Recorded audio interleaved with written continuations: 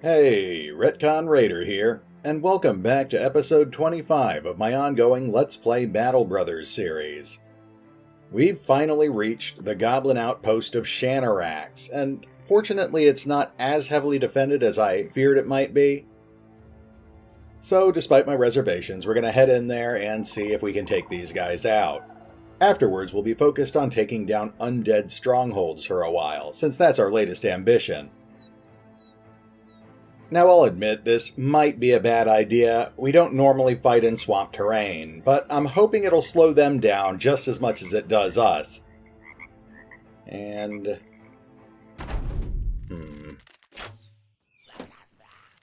18 goblins in total.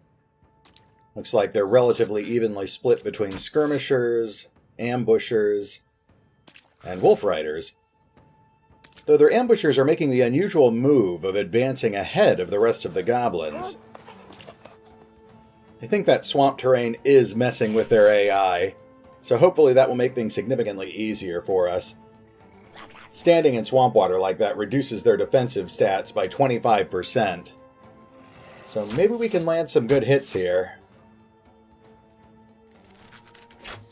Though we haven't had much luck so far.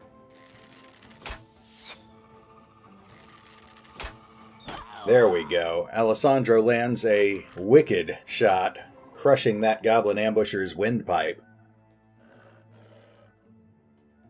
Alright, well, we had the unusual good fortune of our front line being initially positioned on the only straight strip of dry land on the battlefield, so we're going to hold position there and let them come to us.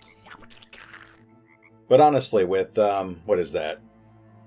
6 goblin ambushers on the field, they're not likely to advance on us until we've taken out at least a few of their archers, because they're going to consider us outgunned.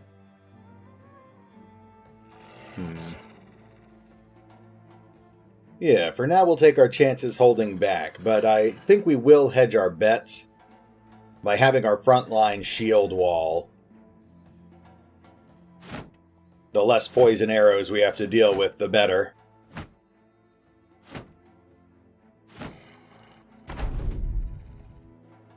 Yeah, see, they're holding steady. They're just going to keep popping arrows at us for now. That actually gives us a great chance to soften them up, as long as we can keep blocking or evading their shots.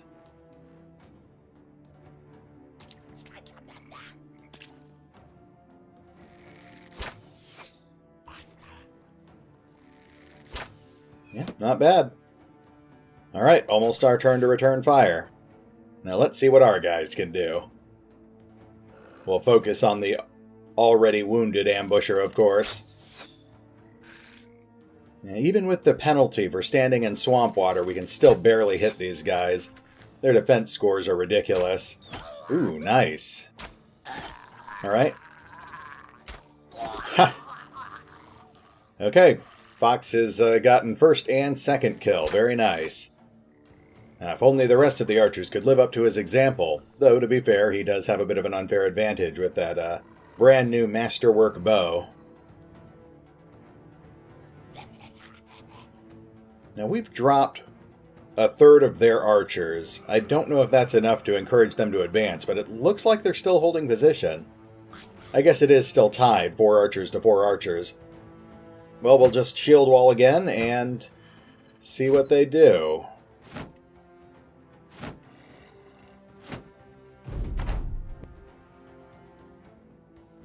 Not much, apparently. Alright, just waiting for them to... Oh, okay.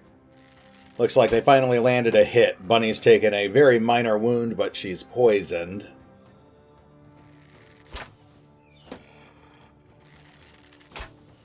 And she just took another hit. Again, a minor wound, but still poisoned. Fortunately, poison does not stack. So let's start returning fire. Not a lot of great chances to hit here, so let's go for the Wolf Rider instead. No luck there either. Nice. Alessandro inflicts an injured kneecap on that ambusher.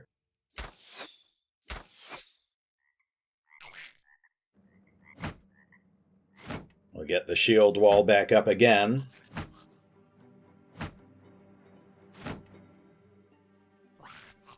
Well, I mean, there's not a whole lot happening in this battle so far, but we've got the distinct advantage.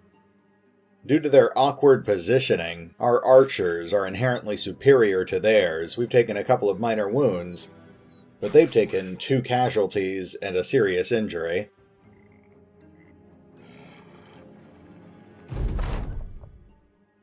And they're still holding position, so going into round 4, time for our next barrage.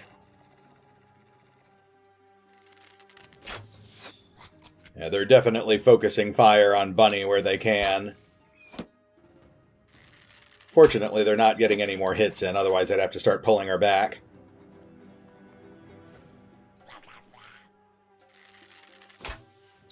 Nice, there's a shoulder wound. That's minus 25% damage. Ah, and Alessandro drops our 3rd Goblin ambusher. We now officially outnumber their archers. Unfortunately, Bunny's not going to have much of a chance to hit here with the poison. And Fox, what can you do, Fox? Nice, there's kill number 4. And what is that? That was a grazed kidney. That's quite a vicious wound. And it broke his morale, but didn't matter much because he's dead now. Now I'm encouraged to start advancing on these guys, but there's not much point. The second we get into that swamp, we're going to be moving as slow as molasses, so at this point we're just going to wait to see if they advance on us or if they start retreating. We've badly damaged the morale of almost every skirmisher in their line, and their only remaining ambusher is completely broken.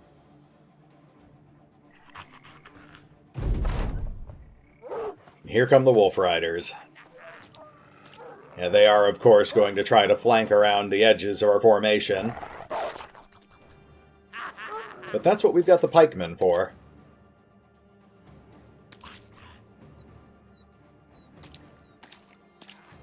And now that cover is coming into play. Well, let's start seeing if we can push these Wolf Riders off our lines. Nice. Baggins lands a solid hit to the head, tearing off that goblin's ear. And now that the pike-wielding skirmishers are advancing on our lines, our archers are going to need to reprioritize their targets.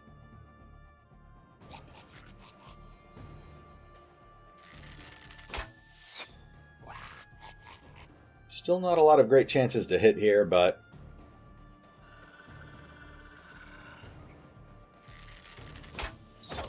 nice. Alessandro lands yet another crippling wound, punching an arrow through that pike-wielding goblin's hand. We'll start maneuvering our frontliners to protect the flanks. Nice. Fox drops a skirmisher and punctures the lung of another. Oh, but he's exhausted. Wow, he'll have to use recovery next turn.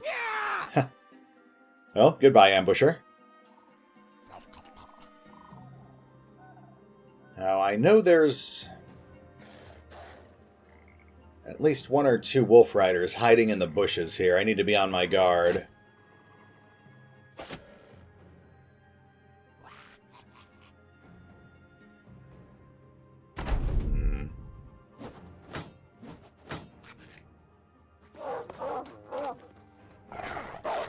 Alright, a Goblin Wolf Rider is engaged Baggins on the south and Roderick on the north. And here come the nets.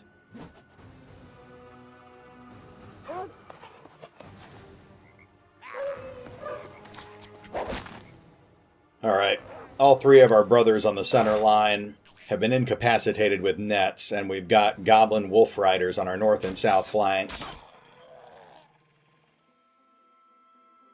So we need to start softening these guys up now. Nice. Vlad takes out the rider, and it's Wolf. Now I got this, and Oswald are going to need to break free of those nets if they can.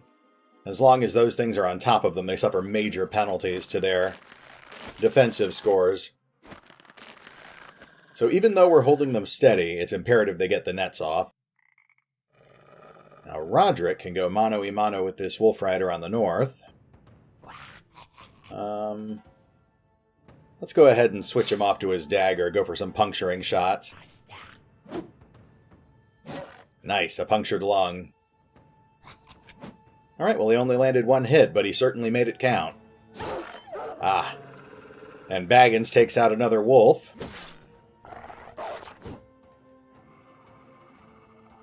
Now our archers can continue picking off shots at targets.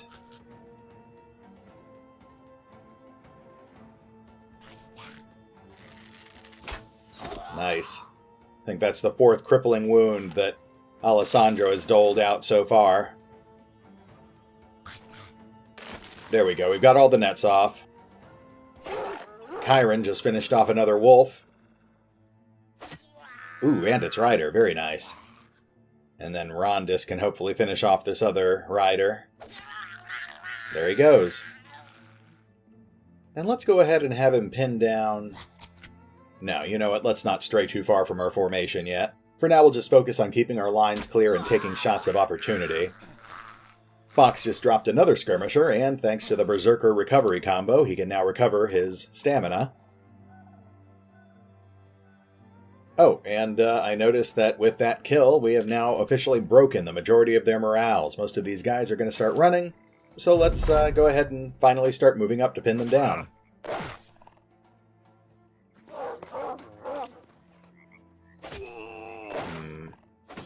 That Wolf Rider is... Okay. Roderick and Rondis are holding strong on the north and south. We've clearly still got at least one Wolf Rider moving around behind us. But we can't see him, so let's just finish off the last of these skirmishers. Nice. Wow, that's got to be kill number 6 or 7 for Fox at this point. But we still have to watch out for that Wolf Rider. I'm not sure if he's fighting or fleeing.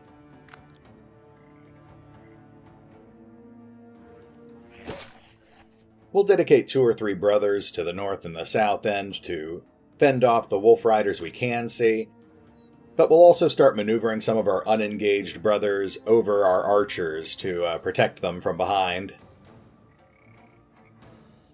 And there's way too much cover out here. We have no idea of knowing exactly where... Go. There we go. There's one. Alright, well, at least Oswald managed to pin him down. Ooh. And Roderick finally finishes off that Wolf Rider on the north side with 2 deft swipes of his dagger. And now Rondis can finally attack this fresh Wolf Rider on the south side.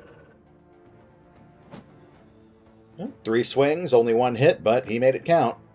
Those daggers are great for internal organ injuries. Well, Oswald fells that skirmisher as he tries to flee.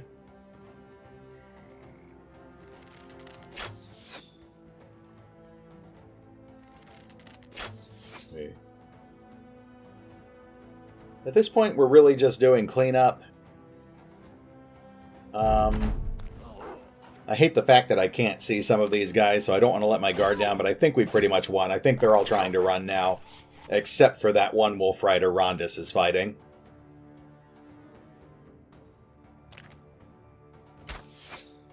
So let's just start maneuvering our archers to fire off shots after this fleeing skirmisher.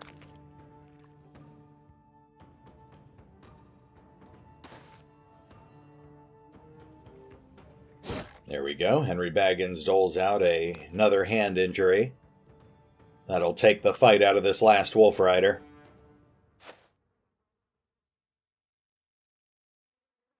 So at this point there are 4 enemies on the field. We know that there's a Wolf Rider somewhere to the northwest, and there's probably a skirmisher somewhere to the northeast. So let's just start fanning out, see if we can make contact with them. There we go.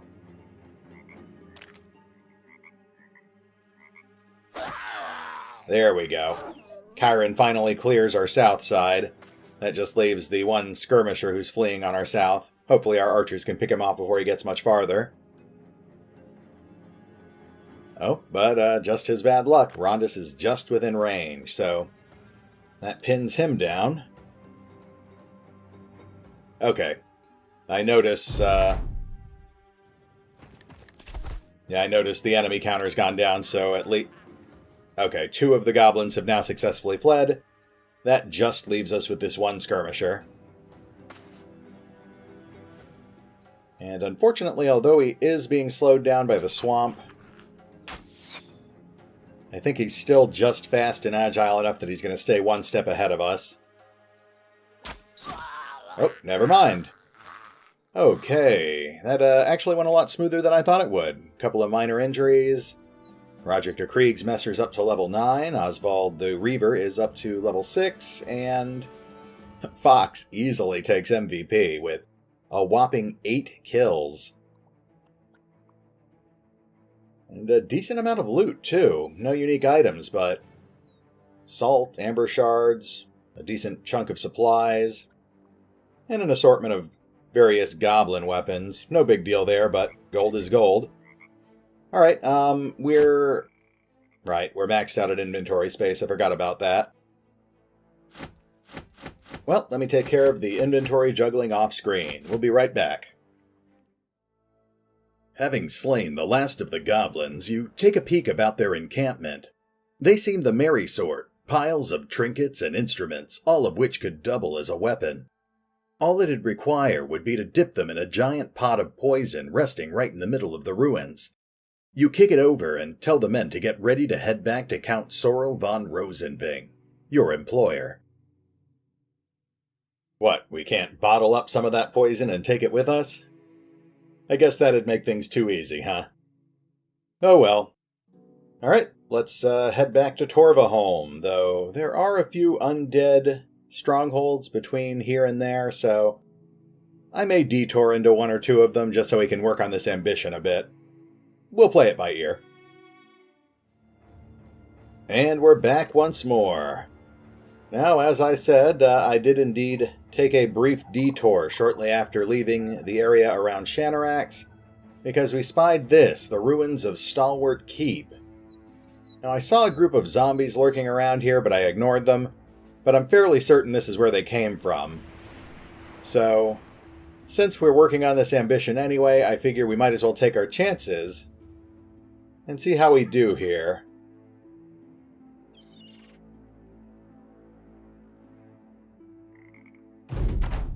Oh, well that's not undead at all. That's a bunch of bandits. Okay. Fine, whatever. We can take on bandits. I'm only seeing 11 brigands on the field, so there might be a leader in the back. That could be a good sign. We may have finally found that brigand stronghold with a unique item in it. Ooh, and we're off to a good start here, too. Fox quickly doling out a crippling wound, followed by a fatality.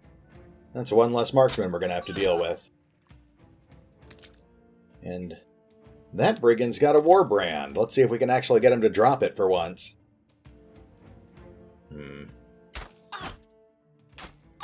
There's a solid pierced arm muscle. And there... something about the swamp terrain must muck with their AI, because like the goblins, they're just carelessly throwing their marksmen right out in front. Makes them easy pickings for our own archers.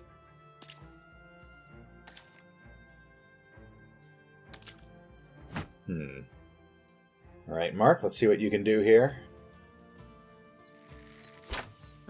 Nice, that's 2 marksmen down. Oh, and we just broke the, never mind, he's dead. Alright, we've got 3 brigands down already. Only 2 marksmen left on the field, as well as an assortment of raiders. There are at least 3 hiding somewhere out of sight, though, so we gotta stay on our guard.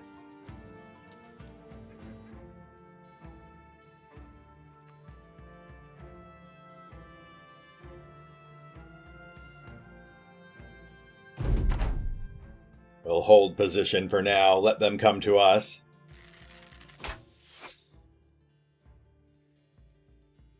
And we will once again resume fire on their marksmen. Hopefully we can finish those guys off, then they'll be helpless before our own archers. Another minor hit to Bunny. She must be the most tempting target on the field or something.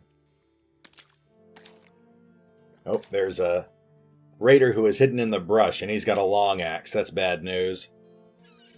He'll be our next priority once we've taken out these marksmen.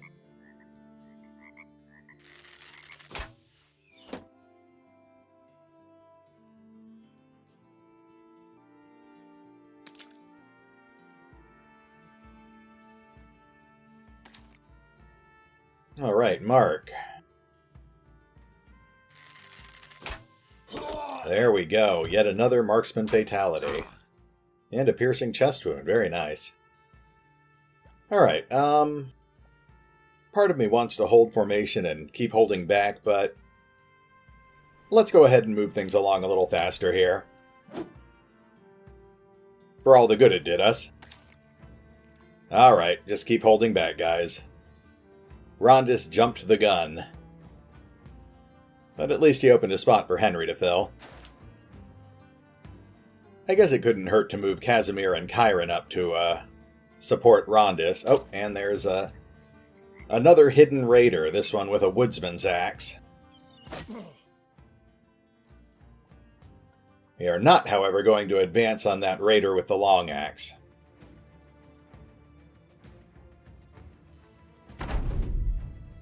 Okay. Their marksman has missed, so now it's our turn.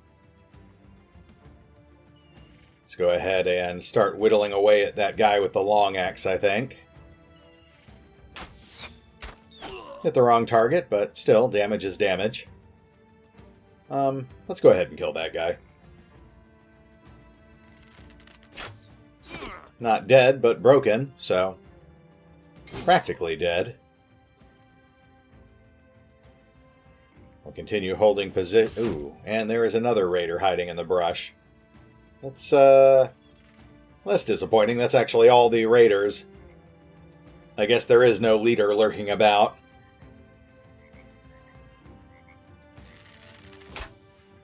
And that dispatches the last of their marksmen, so at this point they either need to advance on us or they need to start retreating. And it looks like they've decided to advance. Alright, let's get in there and start mixing it up then.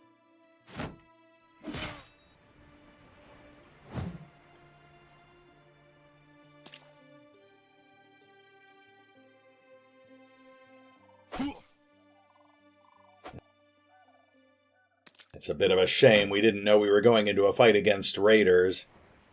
Otherwise, we would have switched off to flails, but ooh, we still seem to be doing okay, though. Goon just crippled their long axemen with a well-placed dagger strike.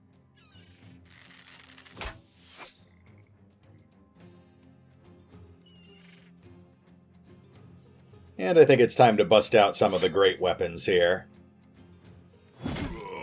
Rondis clobbers the raider he's facing off against, shearing his helmet in half and slicing his neck open.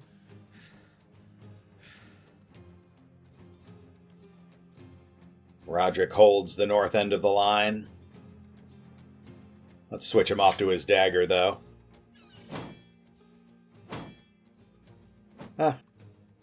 No lucky crits that time. Unfortunate. Ooh, and Rondis rips off a raider's ear, breaking his morale. Yeah, that would probably break my morale, too.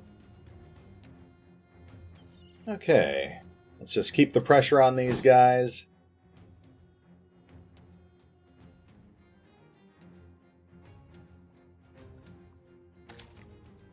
And now it's time to start bringing the archers up so they can fire through our lines. And Baggins quickly capitalizes on it by finishing off yet another raider, which appears to have broken another one as well.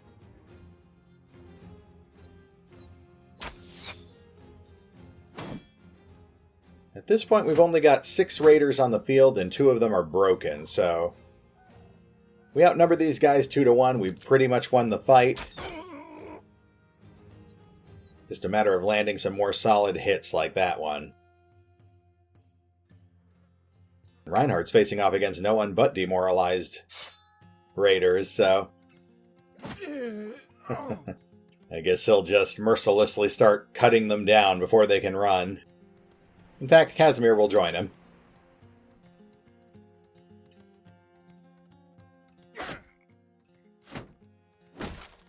Sounds like someone's shield just took a nasty hit, probably from that axe.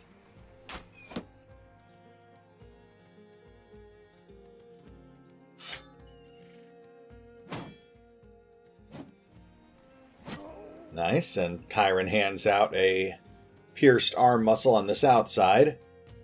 Roderick is still fighting on the north side. We've got 3 active raiders up there.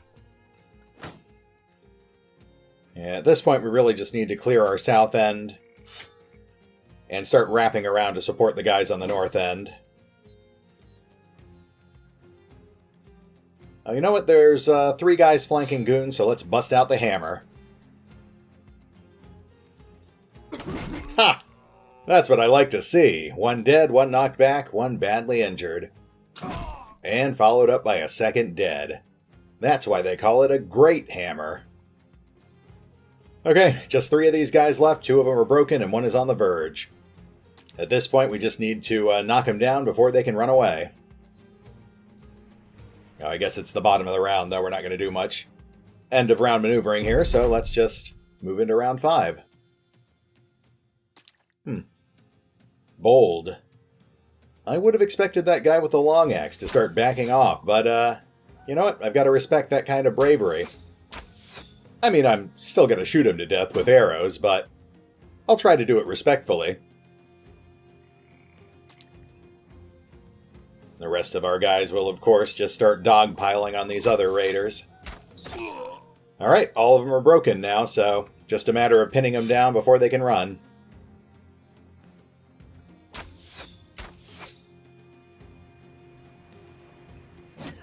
Two left. Roderick engages that long axeman. And drops him. Nice.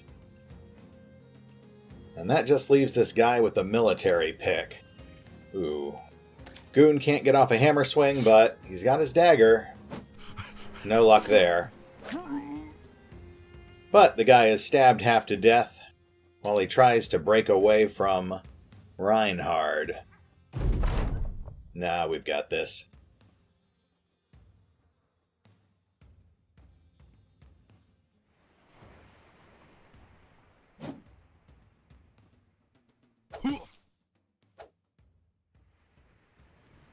Okay, anyone who hits this guy is going to kill him, so... At this point, the only thing slowing us down is this damn swamp.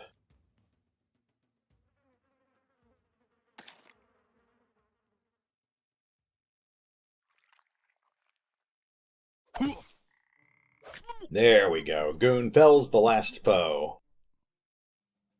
Now, no level ups. That's disappointing, but we do have a 2-way tie for MVP. Looks like Mark and Goon both got 3 kills apiece. And we got a fairly... Ooh, we actually pulled the Warbrand. We finally got a 3rd 2-handed weapon. I'm going to have to do some inventory Tetris again, but we're pretty much out of time anyway, so I'll handle this off screen, and I'll see you next time. Hey, RetconRaider here. A bit of a slow episode today, but at least we accomplished one goal, taking out our very first Goblin outpost. Granted, it was a much easier battle than I had anticipated. No shamans or overlords to deal with, but given how much loot and experience points we walked away with, I'm certainly not going to complain. And as a bit of a bonus, we even pulled our second 2-handed sword from that pack of brigands, so I'm going to have to start giving some thought to who's going to get to wield it. Aside from that, there's still no sign of the endgame crisis, which is a bit disconcerting. At this point, I'd really love to know what the game's got in store for us so I could start making some more informed decisions on what our last few perk selections should be. As I've mentioned before, Battle Brothers has a soft cap on advancement at level 11. You can still advance past that level, but with a drastically reduced number of attribute points, and no more perks. So it's imperative that we make those last few perk slots count. And, I guess that covers pretty much everything. This was a surprisingly straightforward episode. 2 strongholds, 2 surprisingly easy fights, and more loot than we can carry. It's a good day to be a raider. So for now, this is RetconRaider, signing off. Thanks for watching. Oh, and remember, although I do love playing Battle Brothers, you can find out more about the game by visiting the official website, or the FanRun Wiki. Links are in the description.